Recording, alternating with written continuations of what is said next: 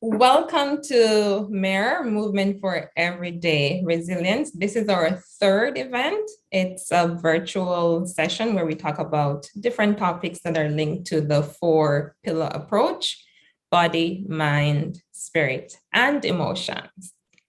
This topic today is how to deal with holiday temptation. We will discuss strategies on how to eat correctly during the holidays and how this can affect the 4 pillars. MER was created by Heather Skoll. She's the founder of the Heather Skoll Wellness Programs and the 4-pillar approach that I mentioned before: body, mind, spirit, and emotions. Heather has been in the wellness field for over 40 years and hold certification as a Kipuda yoga teacher, certified Rubenfeld synergist with extensive experience in fitness, martial arts, nutrition, meditation, mindfulness, and various therapeutic and healing modalities. Heather has been teaching yoga classes since 2000. She moved her business online in January 2021, teaching movement classes using a chair and on the floor. She works mainly with those over 60 who are experiencing pain and other challenges limiting their movement. Heather is thrilled to provide her clients with connections, with the opportunity to learn from other wellness experts.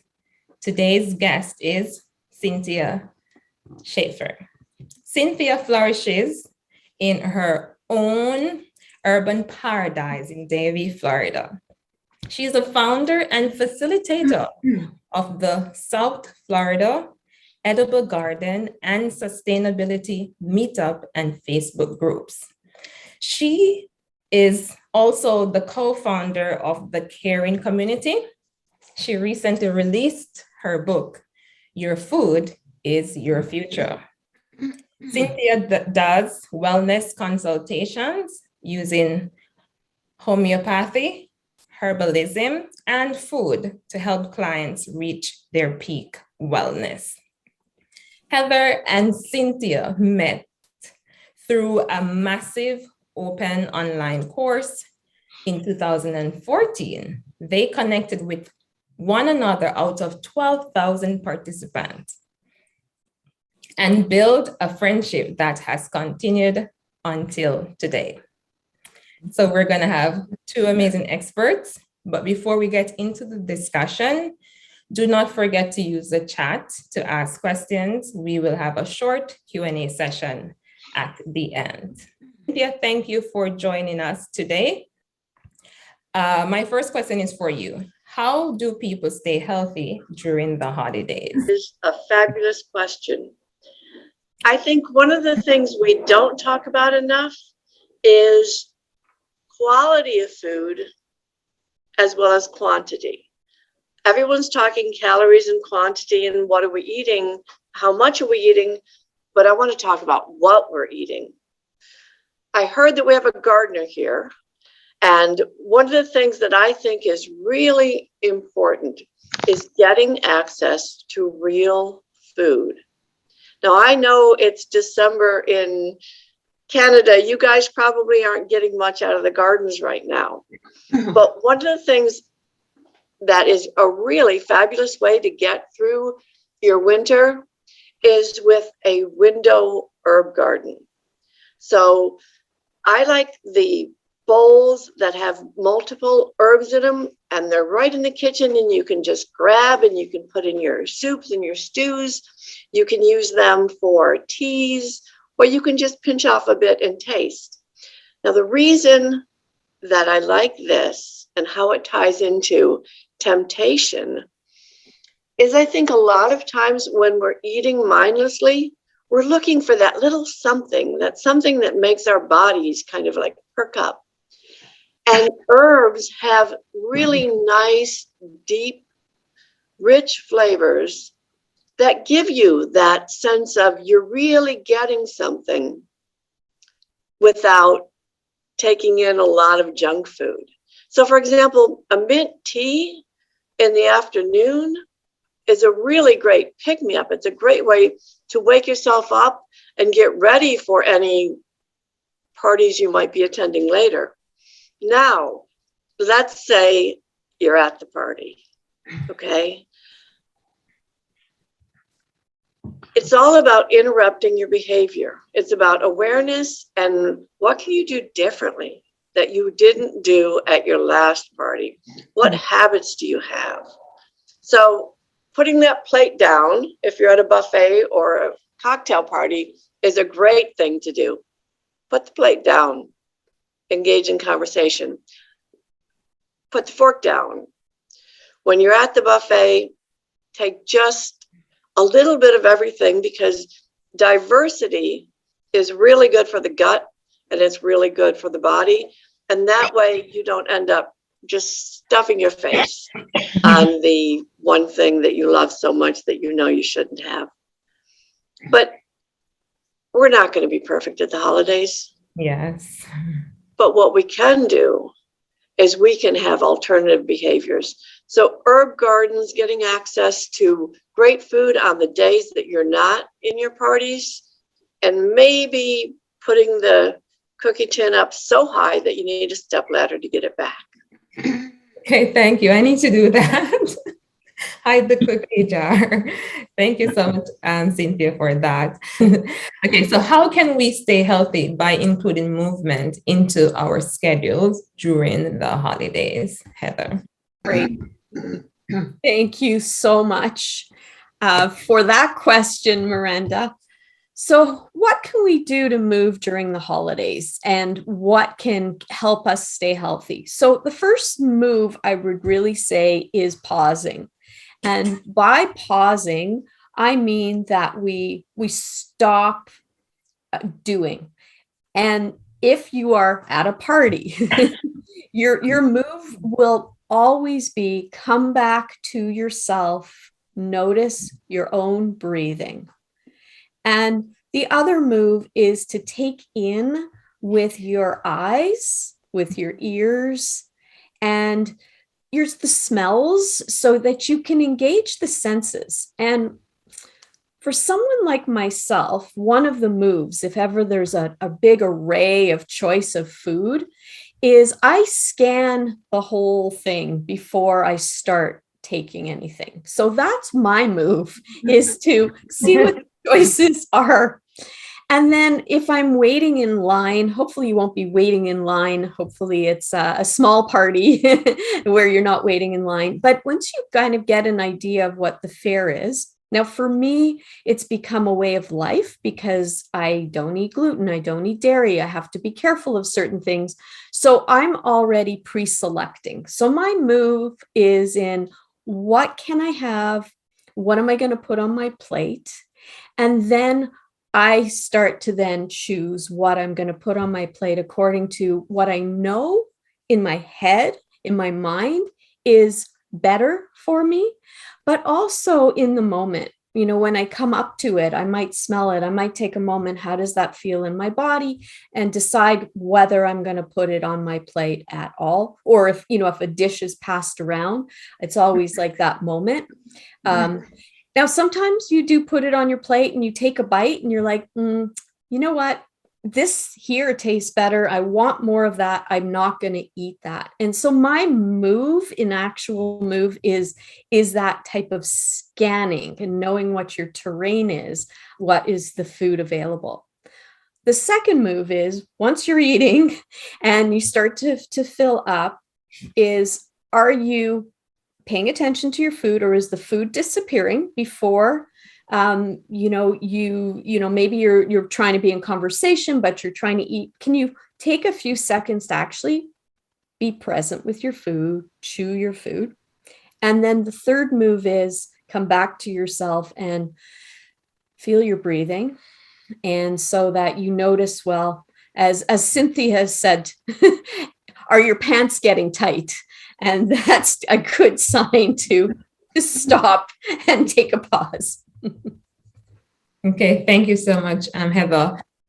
For me, When I go to a party, I get super excited and you see all the different types of food. So I'm not even thinking about scanning. I'm like, oh, maybe I should try this, try that. And I don't want to go back to like the buffet. So I'll take as much and keep it on the plate. So I think that is an important tip, to scan the table first. So Cynthia, what is the cutoff point? How do we not overeat? Like for me, I say I just get as much as possible on the plate because I don't want to go back to the table. This is a great question. Take a moment and pay attention to what the first bite and what the fifth bite of your favorite food tastes and feels like in your body.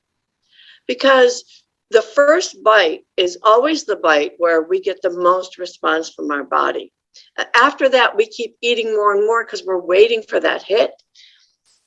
But if you become mindful of that, it's really easy to savor more and how the body gives you that feedback. The other thing, what Heather said, don't ever wear yoga pants to a party, okay? You must have a belt and put a little piece of tape over that belt so that if you even think you're going to loosen it, you catch yourself. Sorry. And then I want to talk very briefly about, first of all, the quality of food. When you're getting real quality food, your body gives you the signals that you've had enough and you can stop eating now. I'm a big fan of intermittent fasting, especially in the holidays. So on the days when you're not having that party, stop eating by 5 o'clock and then don't eat until 10, 11, 12 the next day. Mm-hmm. And just doing that twice a week during the holidays will help you rein in that voracious appetite and also help the body to recover so that when you are getting that food, your body has the ability to digest and process it. No, that sounds amazing. Thank you so much.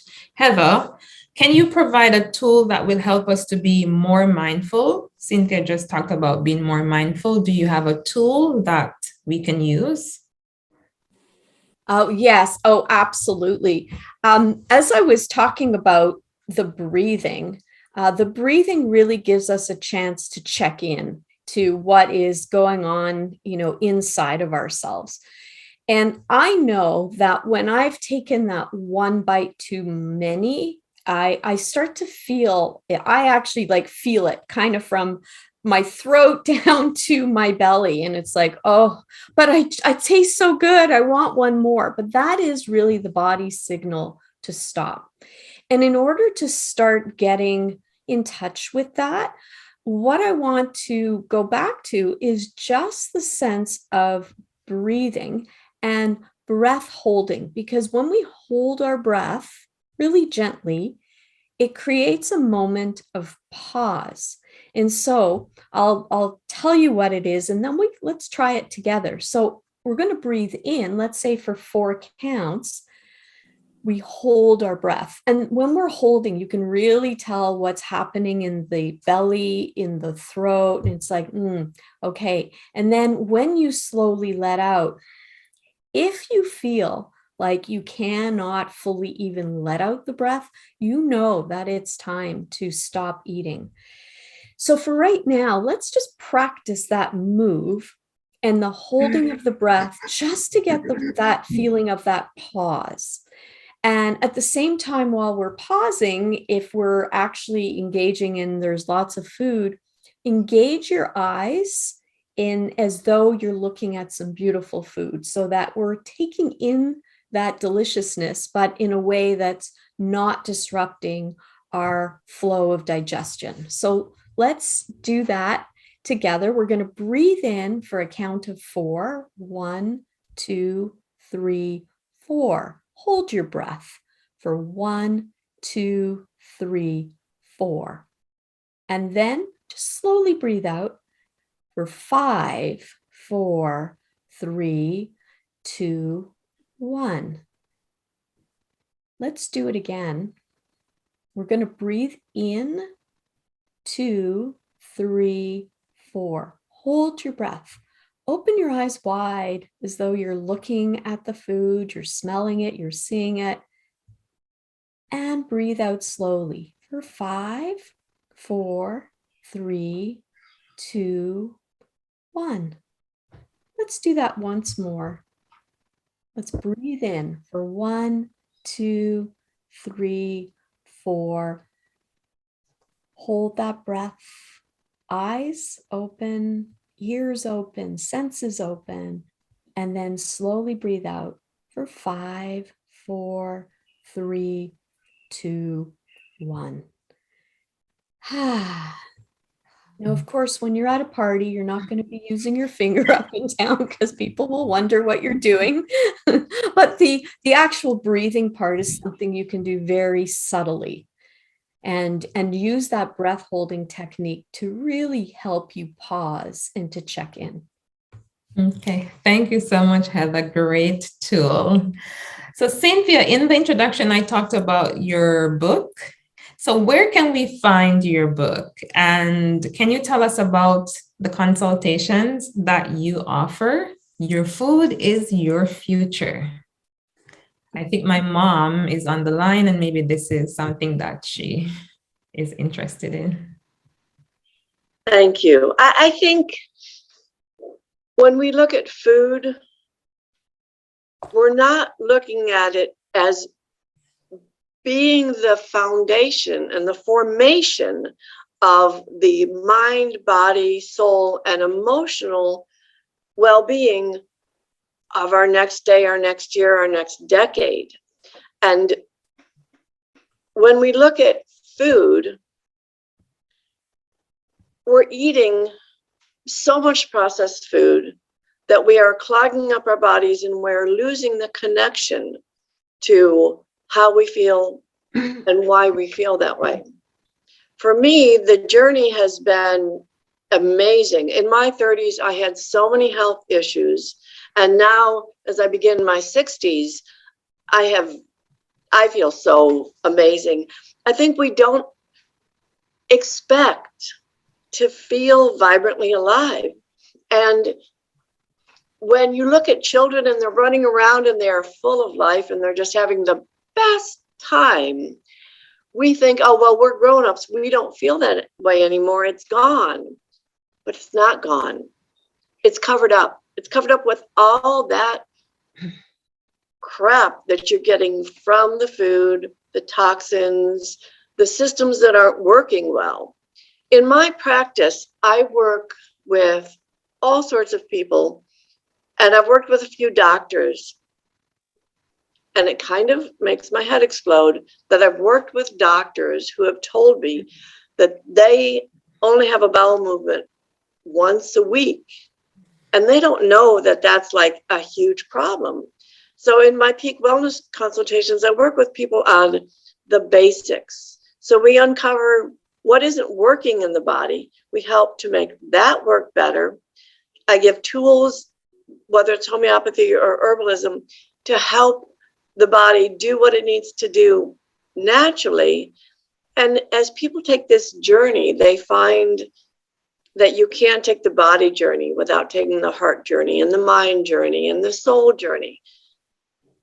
So I feel, frankly, really blessed that I get to do this every day, that I get to work with people and watch people just, it's like in the garden, you go in the garden and you cultivate, and then it blossoms and it blooms and you have all this wonderful richness coming out of the garden. You see that in people too, as they understand how to be healthy and vibrantly alive. And the more of us that are vibrantly alive, the more we can take head on the challenges of our world. Nicely said. So where can we find the book if we'd like to get a copy? That is on Amazon.ca and Amazon.com. It's on Kindle Unlimited if you're on Kindle. And I am already working on my next book called The Power of which is a whole nother story. Okay. Thank you so much, Cynthia. And Heather, any other upcoming projects or events? Do you have any upcoming projects or events you'd like to share? Well, our holidays are coming, and along with the holidays, there will be a flurry of various emails with information and videos. And Catherine, if you want to wave, Catherine's on our call today. So we're going to have a Zoom interview offline, and we will have some videos for clients over the holidays. And then in January, we will officially have Catherine come on as a guest for one of our MER programs. And that's kind of what's upcoming. Of course, classes are always on, classes in your chair or on the floor. A little break on the holidays, but resuming back again in January. Okay. Thank you, Heather and Cynthia, for today's session. To learn more about Cynthia, please check out her website at flurbanparadise.com and heatherskoll.com to find out more about Heather and her programs.